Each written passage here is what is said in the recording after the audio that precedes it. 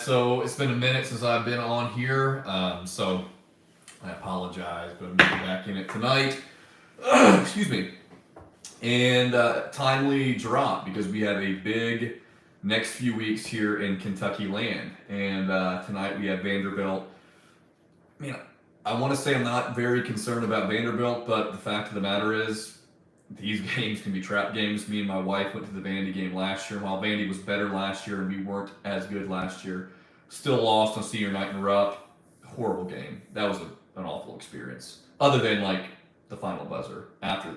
Losing was the awful experience. And then, anyway, long story. My wife ended up busting her head open after the game. On the way back, it was a torrential downpour, so it was just not memorable.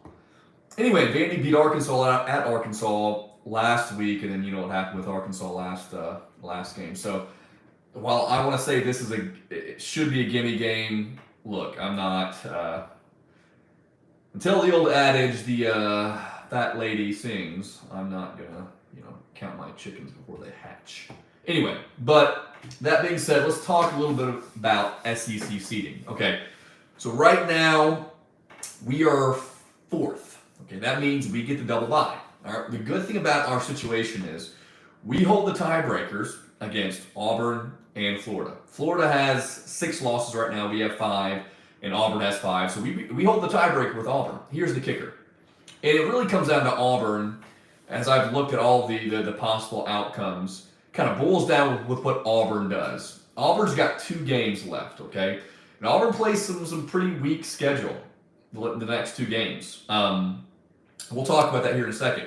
So basically all we need to do is we need to either win 2 games, okay, or we need Auburn to lose 1 game and us just to beat Vandy, okay? Because if we beat Vandy and Auburn loses one of the next 2 games, it doesn't matter what we do against Tennessee, we will get that 4th seed. Now, we could also end up getting a 3 seed.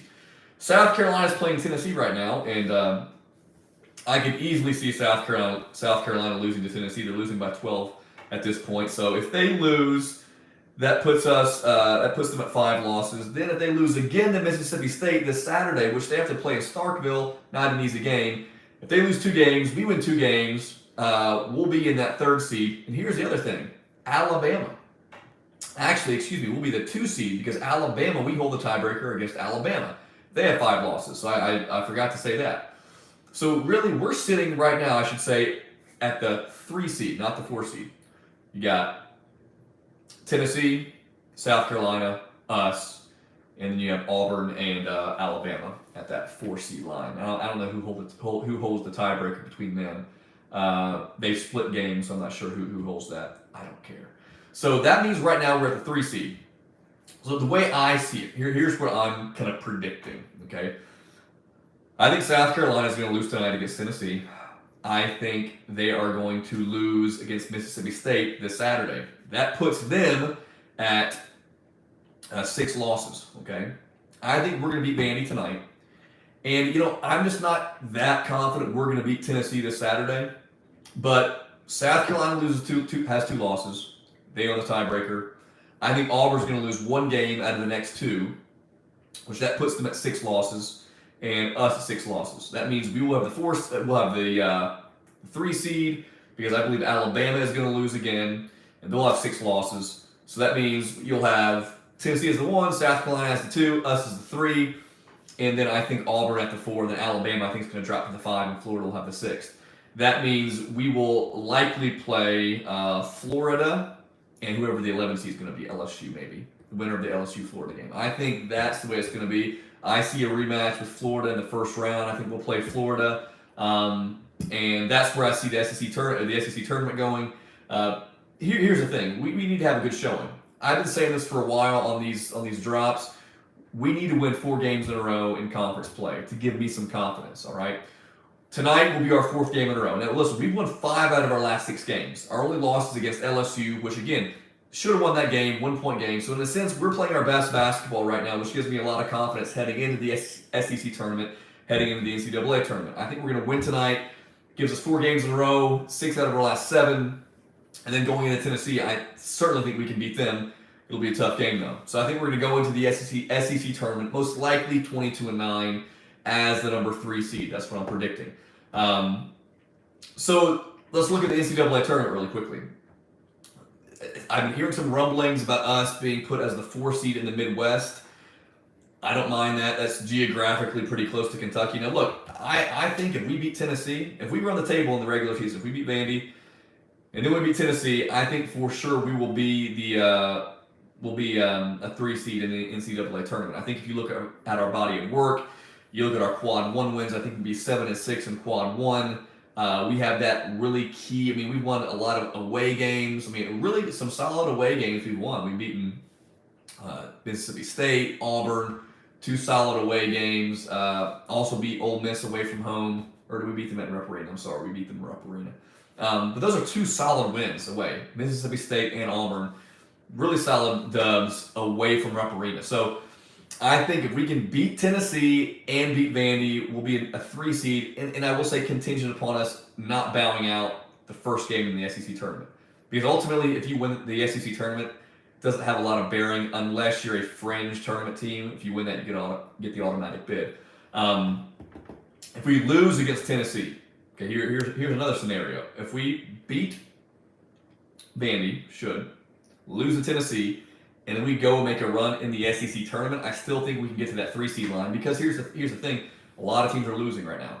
Okay, a lot of teams in front of us are losing. So I think that will be contingent upon us having some teams in front of us lose. But I'm going to make a bold prediction right now. My bold prediction is that we will be a 3 seed in either the Midwest or it's tough to get the East. Midwest or East 3 seed would be great.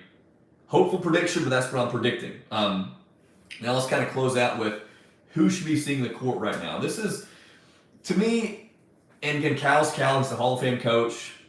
Not the time to critique him and his coaching. That's why he gets paid the money he does. From what I can see, I mean, you obviously have Reed has to be in the game 30-plus minutes. Antonio, 30-plus minutes. Rob, 25-plus minutes. And the reason I say that is because Rob sometimes, man, all you need with Rob is about 10 minutes. And a lot of times you have to kind of rein him in and give him some time on the bench to kind of recalibrate himself. But I think those 3 guys, then here's the thing with the next 2 guys on the court. Those 3 guys in the backcourt for sure. DJ is going to be a guy who gives us great defense. I think he's in that 18 to 20 minute range. But unless he's playing really good, you don't end the game with him. You don't utilize him to go on big spurts to create that gap between your opponent. I think from what I'm seeing right now, if this bears out to be true, I think Zvonimir Ivisic, what he can give us on the court, he can space the floor extremely well. He can guard the basket extremely well. His defense and defensive rebounding has become, pretty pivotal for us because as far as his ceiling goes, he has the highest ceiling of any big we have. And if you look at his core, he's pretty slight framed, from the waist up. But if you look at his core, if you look at his legs, and a lot of times your core is where you make movement with guys down low. Playing basketball, I can attest to that. If you got some weight below your waist, that really is helpful. And that's what Cal's been saying to him. He's like, hey, look, get low, get a better center of gravity. And Z's been doing that. He's been fighting more on the block. I think if he plays consistent, he's going to be that 5th guy for us, or excuse me, that 4th guy down low. And then I think being the center, I should say the 5 position. And that 4 position, look, Trey should be, okay? Trey should be. But here's what I'm at a point where I'm like, I want to say Trey, but look, Adu and Justin, I think those guys should be rotating at the 4. Whoever's playing the best should be getting that 4 spot. So I'm going to go ahead and give you my top 5 guys who I think is the most effective for us to build momentum, build gaps, and finish games. We got Reed at the point, Rob at the 2, Antonio at the 3, still going with Trey at the 4, Z at the 5. I think those 5 guys right now give us our best chance to win. It's a good blend of veteran stability, but also some young guys who, in the most recent mock draft, let me just get to, it's crazy. So Jonathan Gibney, who does ESPN's mock draft, and I think he's probably the most credible guy out there. And I think he's got some legwork to demonstrate that. He has projected Rob Dillingham as the 3rd overall pick in the NBA draft, and he's projected Reed Sheppard as the 5th pick. Corey Price, the guy who does stats for UK, maybe he's probably a very impressive stat guy overall. I don't think in the history of college basketball there have ever been two guys coming off the bench who are top 5 draft picks. I don't. And as a matter of fact, you'd be hard pressed to list many teams who've had two guys who are top 5 draft picks on the same team. Now we could do that. We had Kid Gilchrist and Anthony Davis, number 1 and number 2, and then Duke, again, several years ago, had Barrett and Williamson. So it's happened before, but what I'm saying is it's very rare. Extremely, I think, not just rare, but like unprecedented to have two guys off the bench, being top 5 picks. But I think, so those 5, I think, are our go-to scoring unit. And I think defensively they can also provide a punch too, with the exception of Rob. He struggles with on-ball pressure, but I think he can work that out. I think the next 3 guys who should be playing supplemental minutes, you have Justin, you have Adu, you have DJ. Those 3 guys, I think, in addition to the first 5, and then obviously Ugana's going to have some minutes in the Aaron. But I think those 5 guys are, and I'm curious to see if I'm going to be paying attention tonight, and if you watch this, pay attention. I'm curious to see how much Cal uses those 5 guys, Reed, Rob, Antonio, Trey, and Z, and hopefully we'll see them in the game together, because I think those guys, I'm telling you, man, if Z can continue that consistency defensively, defensive rebounding, playing physical on the block, because what my concern is with this team, my concern is, I think you've seen this, you saw this with South Carolina, you saw this with Gonzaga, you saw this with Tennessee, the blueprint for teams playing against us, and people can say, they'll do this, they'll do that. Teams that have really physical 4s and 5s, that is my biggest concern. Guys who are physical at the 4, guys who are physical at the 5. And I think if Z can play with the same type of tenacity, and Aaron Bradshaw came in and played well too, I just don't think he has the type of ability yet to sustain any sort of longevity of physical play, but I think Z certainly has that capability of doing that. I think he's becoming more familiar. He's acclimating himself to the college game, the physicality of that. And so if he can sustain his play, I'm telling you right now, if Zvonimir Ivisic can continue his play right now with this team, this Kentucky basketball team will be a dark horse to go to the Final Four. I'm just telling you, man. And we're watching tonight. It's against Vandy, but I'm looking for his consistency. And if we can just build some consistency, what will really be a telltale sign with how well we play at Tennessee and in Thompson Bowling Arena, because that place will be rocking. But I'm telling you, man, we're at that 4-game winning streak tonight. So I'm not taking this game for granted. It's a big game because we need to get to that 4-game winning streak. And I'll close with this. In the NCAA tournament, you win 4 games in a row, you get to the Final Four. Now, here's what I'll say. The NCAA tournament, its blueprint is different than the blueprint of scheduling all throughout the year, because it's just different.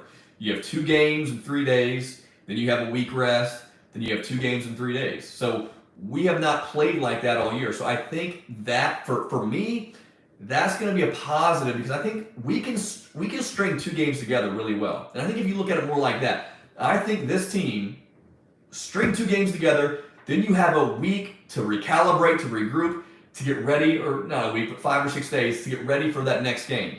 And I think that blueprint for us, for the NCAA tournament, could be the perfect recipe we need, because it gives us some time to stay in a rhythm, but then it gives us some time to prepare for that next team and to have to get some rest and to recoup. So if you're just joining in, I'll close by saying I think we're going to get a 3 seed in the SEC tournament. I think we're going to get a 3 seed in the NCAA tournament, either in the Midwest region or the East region.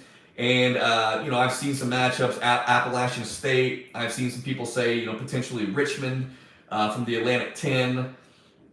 Regardless, if you're a 4 seed, those 13 seeds are dangerous. I just don't like the 13 seeds, because here's the thing.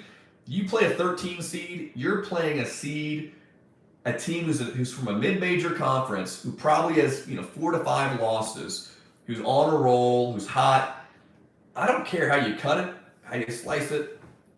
Our first round game in the NCAA tournament may be our hardest game until the Elite Eight, potentially. I'm telling you, man. So I don't take anything for granted. If you're just tuning in, guys, I'm closing up. You can kind of rehash. I don't want to rehash everything I just said. But I'm confident with where we're at right now. I did say I think we're going to make a run in an NCAA tournament. I think we're going to make a run in the SEC tournament. I think we have guys. Trey's back. This is a thing to pay attention to. This is the second full game we will have a full roster. And I mentioned this, but I'll mention this with you guys who just tuned in. I appreciate you guys watching. We have top 5 lineup. Here's what I'm going with. I'm going with Reed at the 1, Rob at the 2, Antonio at the 3, Trey at the 4, Z at the 5. Let's go with that. I think we're going to close out strong. Appreciate you guys tuning in, and we'll hopefully be back with you, and hopefully I can get Tony on again. He's a busy man. All right. Thank you for tuning in to Kentucky Basketball Access. You all have a blessed rest of the night. Go Cats. Get a win tonight. Go to 22-8. The big rematch with Tennessee on Saturday. All right. See you guys.